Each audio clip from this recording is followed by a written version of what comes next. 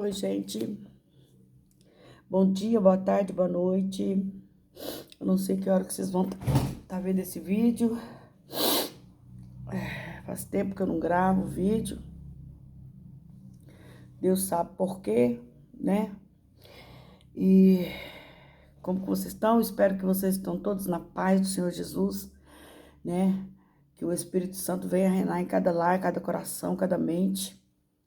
E que todo espírito de enfermidade, todo espírito contrário, tudo aquilo que não provém de Deus, que não habita no Senhor, não habita no teu lar, na tua casa, na tua mente, para a honra e glória do nome de Jesus.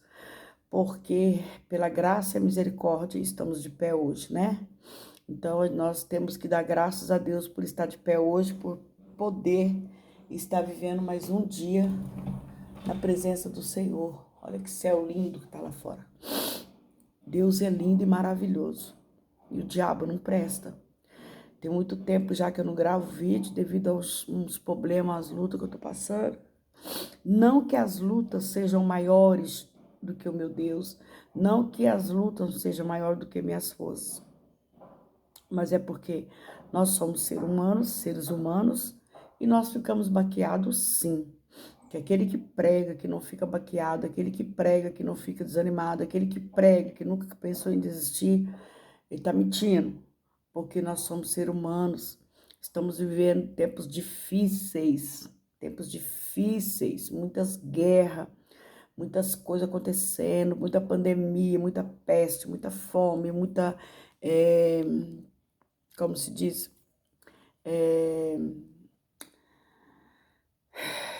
muita fome, muita doença, filho contra pai, pai contra filho, governador contra governador, esses políticos tudo brigando, os cristãos brigando por causa de política nas redes sociais. Então, estamos vivendo tempos difíceis, sim, mas Deus prometeu mandar o filho dele mais uma vez para arrebatar o povo dele escolhido e dar um jeito nesse mundão aqui, né? Porque tá precisando de Deus chacoalhar mesmo o Brasil e todas as nações.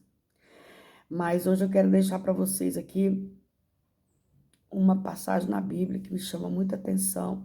Eu, na minha humildade, porque eu não sou formada em teologia, em nada, não sou pregadora, não sou pastora, sou apenas uma serva do Senhor.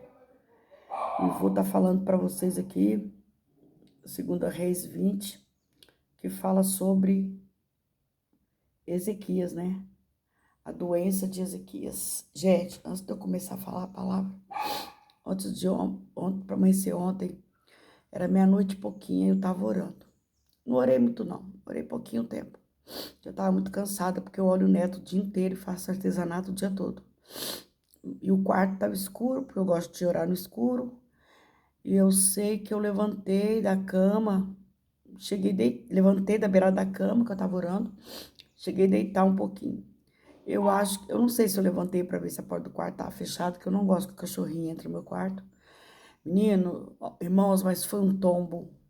Pensa num tombo estranho, sem explicação. Eu caí com tudo, com todo o meu peso no corpo, em cima desse ossinho aqui que a gente tem no cóccix, na coluna. Parece que balançou os órgãos tudinho por dentro. Hoje eu tô melhor, mas ontem eu tava bem baqueada mesmo. Mas já tá repreendida em nome de Jesus toda fúria do inimigo contra as nossas vidas não prevalecerá. Amém? Então vamos ler aqui a palavra, que aí eu vou falando os pontos que eu quero falar com vocês, tá bom?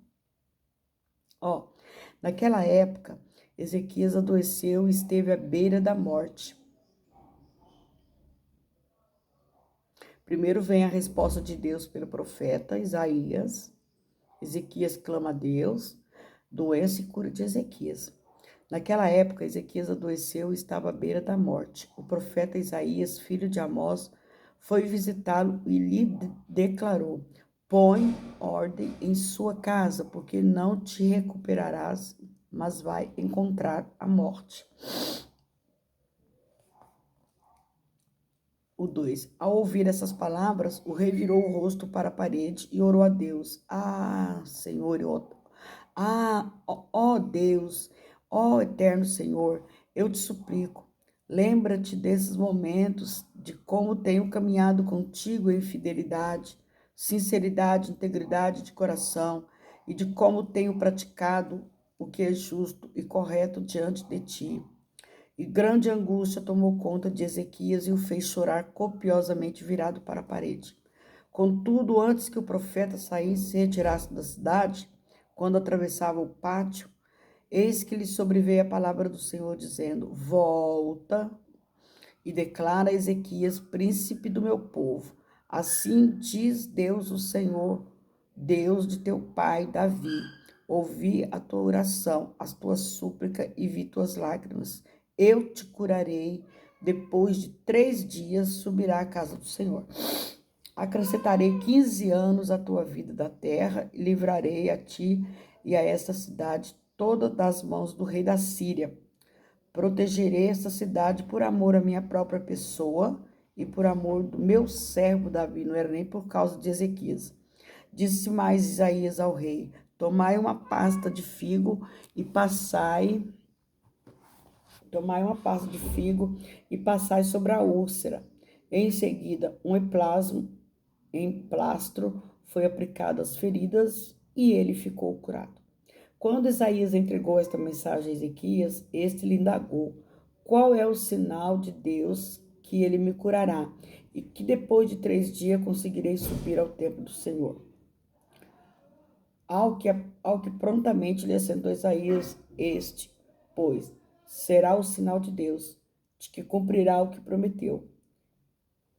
Queres que a sombra se adiante ou regrida 10 graus na escadaria? Então Ezequias respondeu-lhe: é fácil que a sombra venha e se adiantar 10 degraus. Não seja assim, pelo contrário, prefiro ver que a sombra retorne 10 graus à tua posição. Em seguida, o profeta Isaías invocou o nome de Deus e clamou ao Senhor, que imediatamente fez a sombra recuar 10 graus que havia avançado no relógio de sol de Acaz. Gente, até que o 11, talvez eu leia lá para frente mais um pouco, mas vamos ver aqui primeiro. Ezequias era um rei. Eu imagino que Ezequias era um rei aos olhos do Senhor, um rei bom, que acreditava nele, né? Que o respeitava e o servia.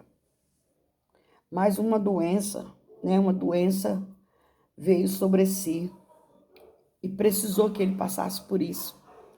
E me chama a atenção que o Senhor falou assim: Ezequias, coloca a tua casa em ordem, pois morrerá e não viverás.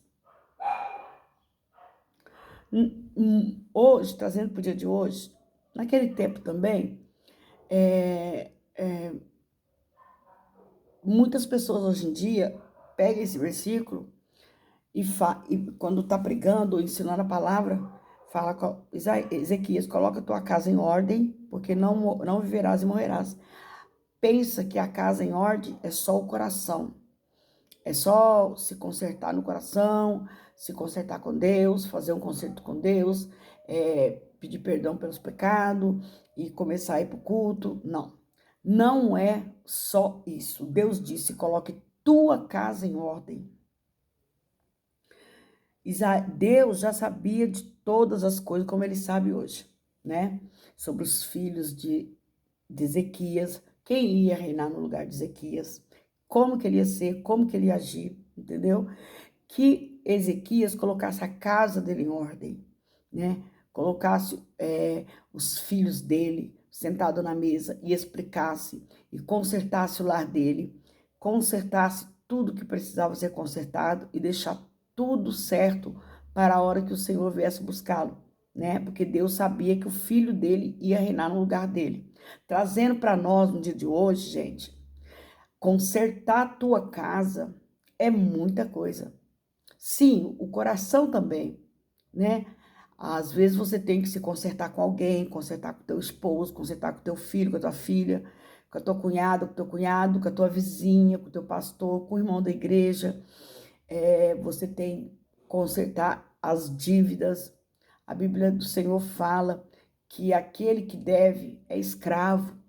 O Senhor é para a gente consertar as dívidas, não deixar dívidas, não deixar mau entendimento para trás e consertar, né? Haver um conserto grande com Deus e colocar a casa em ordem, né? Chamar os filhos, se consertar, porque se Deus vier, mandasse o profeta hoje me falar para mim assim, conserta a tua casa, porque tu não viverás e morrerás, eu ia procurar fazer muito mais do que eu já faço, entendeu? Então, não é só o coração, tá? É a casa em si mesma, a família, os projetos,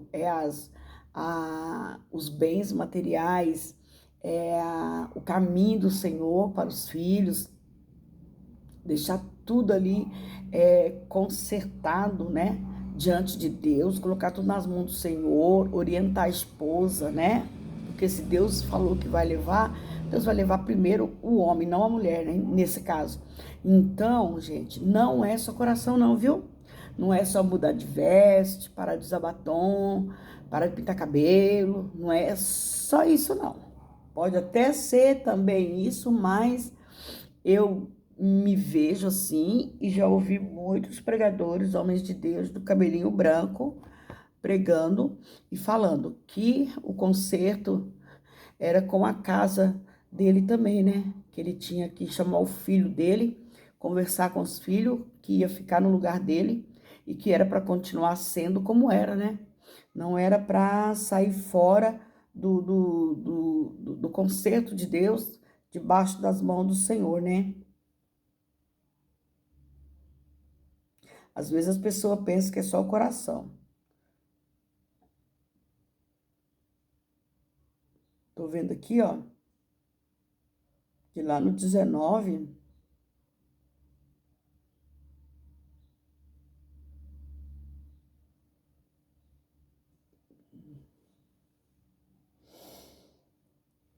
olha, outra coisa que me chama muita atenção, Ezequias, a, a, a, a, a coragem, a coragem dele, Deus manda avisar. Coloca tua casa em ordem que não viverás e morrerás. Deus deu uma chance, porque hoje Deus não vai mandar avisar para ninguém que vai morrer, filho, vai pegar de surpresa mesmo. Seja no arrebatamento, seja particular no dia a dia, nós temos que estar preparado todos os dias. Por isso eu tenho o costume, quando eu vou orar, eu falo para o Senhor, Senhor, eis-me aqui, pequei durante o dia, no falar, no agir, no pensar, expresso para o Senhor o que eu fiz, entrego o meu espírito em tuas mãos, a minha vida te pertence, né? Que o Senhor me guarde durante o sono e seja feita a tua vontade. Agora, o que me chama atenção aqui é a coragem, talvez até cara de pau, de Ezequias. Porque quando Deus mandou falar isso para ele, que ia acrescentar 15 anos para ele e que ia curá-lo, né, daquelas feridas, ele ainda quis uma prova.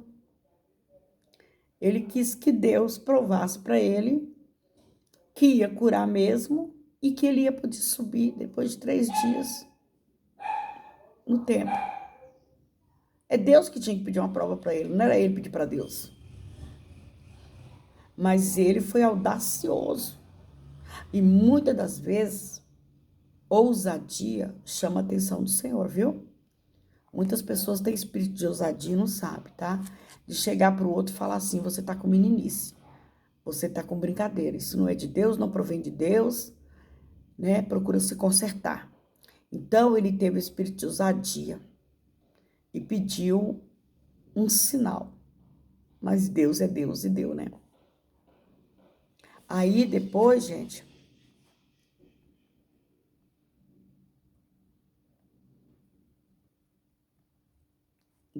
naquele tempo, Merodach Baladã, filho de Baladã, rei da Babilônia, enviou cartas a um presente a Ezequias, pois ficou sabendo que Ezequias havia estado doente e se recuperará. Ezequias deu audiência aos mensageiros, apresentou-lhe todo o palácio, os tesouros, prata e ouro, as especiarias e os melhores óleos, seu depósito de armas e tudo quanto havia nos seus muitos armazéns.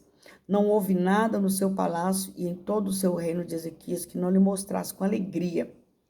Então o profeta Isaías foi ter com Ezequias e indagou: que desejavam aqueles homens? De onde veio tal comitiva para te visitar? Ezequias respondeu: vieram de um país longe, da Babilônia. Isaías seguiu interrogando: e o que é que observaram em teu palácio? Ao que Ezequias esclareceu: ora, viram tudo que há no meu palácio. Nada há nos meus armazéns que eu não lhes tenha mostrado. Então Isaías declarou a Ezequias: ouve, portanto, o que diz a palavra do Senhor. Dias virão em que será levado para a Babilônia tudo quanto existe em teu palácio, todos os teus tesouros, os teus antepassados acumularam até hoje. Nada ficará aqui, assim diz o Senhor. Dentre os filhos que te nasceram, os que tu mesmo geraste, tomarão alguns para serem eunucos no palácio do rei da Babilônia. Então considerou Ezequias a Isaías: que se cumpra a boa vontade do Senhor que anunciais, porquanto o rei compreendeu que viveria em paz e seu reino não veria o castigo futuro. Quanto às demais realizações de Ezequias e todo o seu poder, e como construiu aquele aguetudo e trouxe água potável para dentro da cidade, porventura não estão escritos no livro da história do rei de Judá? Descansou Ezequias com seus antepassados e seu filho Manassés passou a reinar em seu lugar. Manassés passou a reinar com 12 anos de idade no lugar do pai. E fez Manassés o que era mal perante a Deus, seguindo a prática abominável das nações pagãs que o Senhor havia expulsado da presença do povo de Israel. Pois voltou a edificar altares nas colinas de seu pai Ezequias, que tinha posto para baixo. E mais, Manassés ergueu altares ao deus Baal, mandou construir um poste ídolo, como o que Acabe, rei de Israel, tinha feito, e adorou todo o exército do céu e lhe prestou culto. Levantou altares na casa de Deus, da qual o próprio Senhor havia declarado: em Jerusalém estabelecerei o meu nome. Da mesma forma, edificou altares em homenagem e culto e astros a todo o exército dos céus e dos pátios do Senhor do templo. E queimou seu próprio filho como holocausto a sacrifícios da divindade que cultuava. Praticou adivinhações pelas nuvens, dedicou-se à feitiçaria, recorreu a médios e todo aquele que dizia consultar espíritos. Assim fez tudo quanto Deus reprove, por isso provocou a ira do Senhor. Então, quando Deus falou lá atrás com Ezequias: coloca a tua casa em ordem, porque não viverás e morrerás, era sobre isso que Deus estava falando. Que ele viesse a orientar o filho dele, que ele viesse a orientar aquele que fosse herdeiro e que fosse herdar o trono, né? E que não fizesse tais coisas que abominavam ao Senhor, entendeu? E quando ele recebeu essas visitas, que ele enalteceu, se engrandeceu, mostrando, você pode ver que ele respondeu para Isaías: mostrei tudo o que é meu, mas nada ali era dele, tudo era de Deus, nada era dele, tudo era de Deus. E ele tinha que enaltecer, ele tinha que engrandecer ali o nome do Senhor, entendeu? Ele tinha que contar para aquelas pessoas que foram visitar ele, de Babilônia. Ele tinha que falar sobre a grandeza de Deus, do que Deus tinha feito na vida dele e como ele estava se sentindo perante aquele milagre, aquela profecia que se realizou na vida dele, entendeu? Não, ele não se importou em colocar o coração dele em ordem, ele não colocou a casa dele em ordem, porque ele não conversou com o filho dele, ele não orientou o filho dele, ele não proibiu o filho dele de fazer tais coisas. Então, que nós possamos tomar isso como lição. Nós temos que todo dia, todos os dias, orientar os nossos filhos, os nossos esposos, esposas, aqueles que estão ao nosso redor, que estão servindo a Deus, aqueles que estão indo agora servir, os que ainda vão servir, porque é promessa do Senhor, nós temos que orientar. No meu caso, Se eu adoecer, né, e for uma doença para a morte, eu tenho que chamar minhas filhas, eu tenho que conversar com elas, como eu converso todos os dias. Eu tenho que levar meu neto para a casa do pai, eu tenho que ensinar ele o caminho do Senhor, porque é isso que Deus quer. Porque depois que Deus manda avisar que vai levar, não tem como mais. Entendeu? Não adianta querer você se arrepender na sepultura, porque na sepultura não tem mais nada, só tem osso e carne. E a palavra diz que deixe que os mortos enterram os mortos, porque os mortos que enterram os mortos não tem entendimento, entendeu? Que a gente venha vigiar, né? Quando acontecer algo conosco de bom, que nós vamos exaltar e não descer o nome do Senhor, e não do que nós temos, não daquilo que nós possuímos, que conquistamos. Se ele tivesse enaltecido, engrandecido o nome do Senhor através do testemunho dele, né? Os filhos deles, a descendência dele lá na frente, não ia sofrer. Porque muitos, Babilônia e aqui fala, dias virão que será levado para a Babilônia, tudo quanto existe em seu palácio, todos os tesouros que teus antepassados acumularam até hoje, nada ficará aqui, assim diz o Senhor, viu? Nada ficará aqui. Dentre os filhos que te nasceram, os que tu mesmo geraste, tomarão alguns para serem eunucos no palácio do rei da Babilônia, e serão escravos do rei da Babilônia, os filhos de Ezequias. Por quê? Porque ele não teve sabedoria. Ele não teve sabedoria, né? De ouvir a mensagem do homem de Deus e colocar em prática. E que nós possamos abrir o nosso ouvido, o nosso coração, para quando o Senhor falar e a gente entender e colocar em prática, tá bom? Aquilo que o Senhor tem falado. Eu tenho meditado nessa palavra, nessa passagem, entendeu? Eu sei que não ficou muito bem explicada, porque Deus está começando a me usar, e eu sei que Ele ainda vai me dar mais sabedoria, entendeu?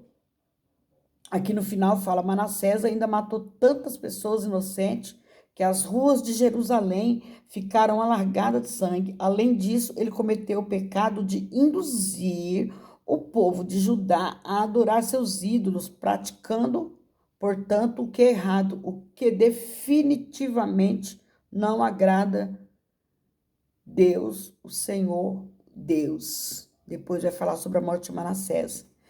Eu vou anotar aqui, porque aí depois eu faço outro vídeo explicando sobre a vida de Manassés e o reinado dele. Depois, quem veio depois dele, tá bom? Vocês possam ficar com essa mensagem, gente? Em nome de Jesus, vamos vigiar, vamos orar, vamos consertar a nossa casa, que é o coração, e a nossa casa, onde nós moramos, né? Com as pessoas que nós temos desejo de ver salvos naquele grande dia, tá bom? Beijo no coração de vocês, orem por mim, porque eu não estou bem. Estou fazendo um procedimento na boca, né, que é os pinos, para tirar esses dentes aqui, que já me humilharam tanto aqui no canal, que não teve outra saída. Eu tive que dar um jeito, fazer um empréstimo para colocar, né? E que o Senhor venha habitar o coração de cada um de vocês, abençoar o dia de vocês grandemente, tá bom?